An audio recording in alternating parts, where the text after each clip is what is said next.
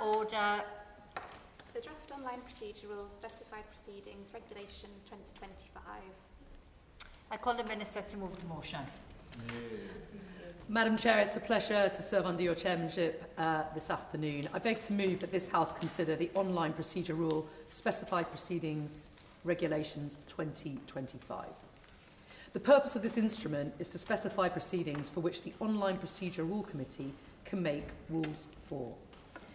The aim of the PRC is to improve access to justice for all. It was established under the Judicial Review and Courts Act 2022, and it aims to modernise the civil, family and tribunal jurisdictions by developing rules governing the practice and procedure for specific types of online court and tribunal proceedings. These rules are intended to be simple, accessible and fair.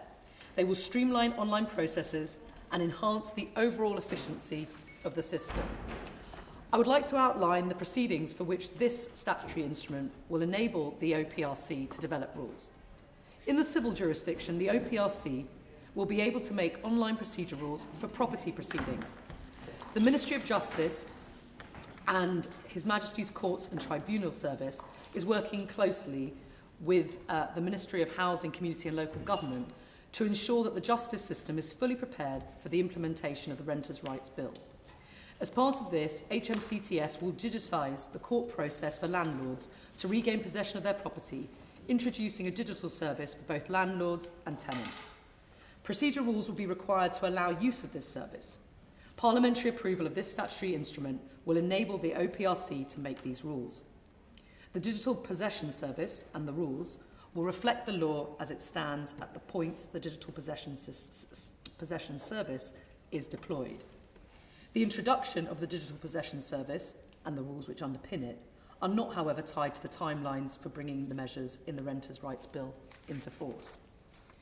The OPRC will also be able to make online procedure rules for property proceedings in the first tier and upper tribunal. This will allow certain cases currently dealt with by the Property Chamber or the Lands Chamber to be included in online procedure rules as and when HMCTS introduces digital systems to manage those cases online.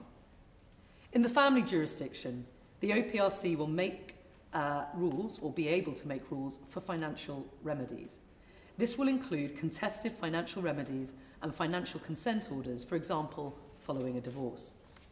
Online procedure rules for these proceedings will be designed to support the existing online services provided by His Majesty's Courts and Tribunal Service, which are currently governed by practice directions made by the Family Procedure Rule Committee. The OPRC is unable to make any online procedure rules until the proceedings are defined in regulations. The extent of this instrument is intended to be UK-wide. The territorial application of this instrument is England and Wales in respect of civil and family proceedings, and is UK-wide in respect of tribunal proceedings. Honourable members, we believe that the digitisation of court and tribunal processes requires the development of procedure rules that are suitable for the digital age. They must be concise and straightforward to understand. They must support His Majesty's Courts and Tribunal Service and the judiciary to deliver online processes and keep adapting to advances in technology. These aims will be met by the transfer of these specified proceedings to the OPRC, a cross-jurisdictional rule committee whose members include experts in the law, and the development of digital services focused ultimately on the user.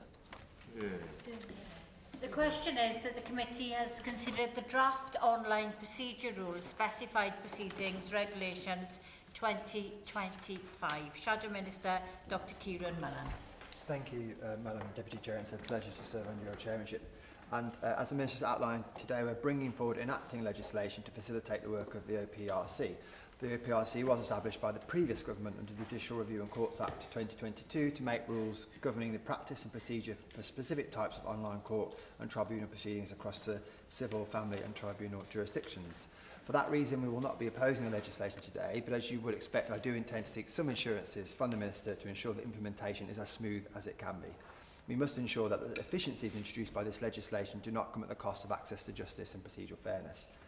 I know the OPRC will be very mindful of this in relation to the rules it puts in place, but we've learnt very painfully over recent weeks how important the watchful eye of the democratically elected government is.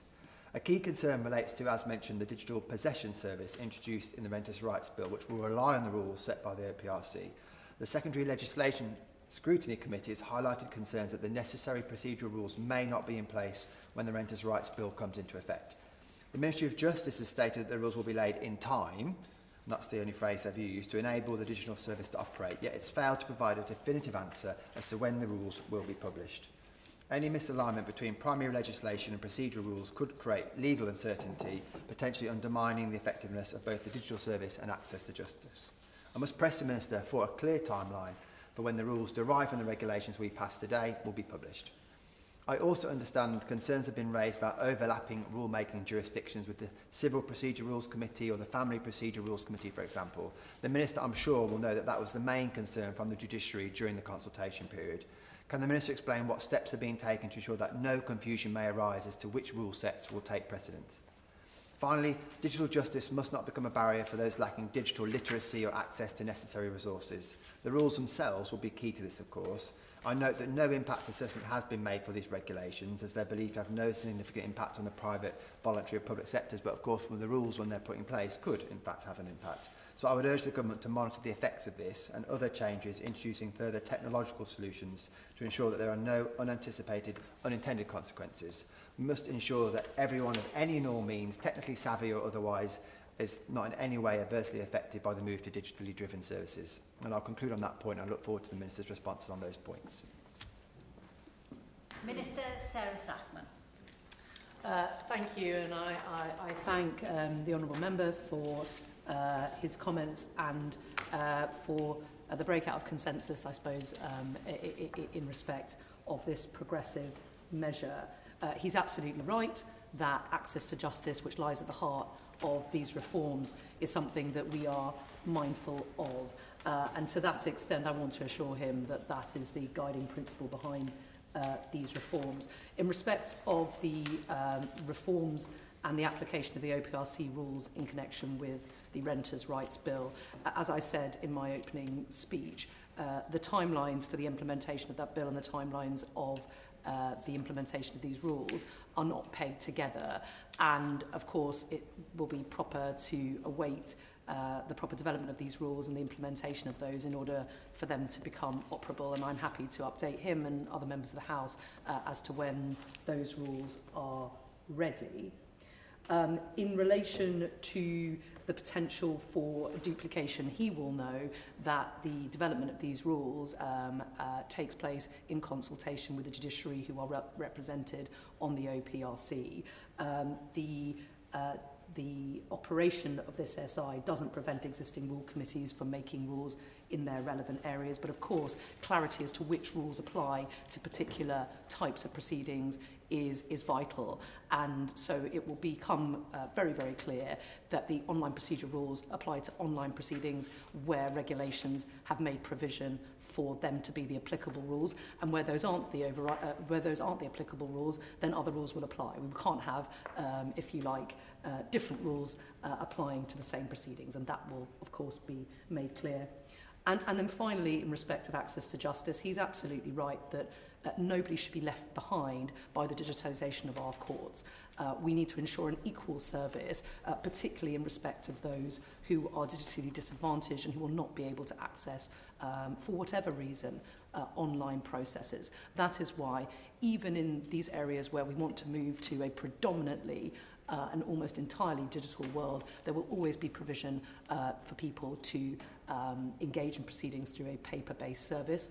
The government is also ensuring that there is a digital support service so that we ensure that access to justice really does what it says, and that all users, particularly those who are vulnerable or digitally disadvantaged, are able to access our online proceedings. But as I said, I'm happy to update him and the rest of the House in terms of the timeline for the implementation of the OPRC rules in respect of possession proceedings and indeed the other areas when they come into force.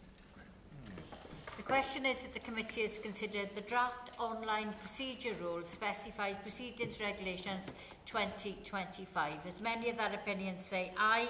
Aye. Of the contrary, no. I think the ayes have it, the ayes have it. Order, order.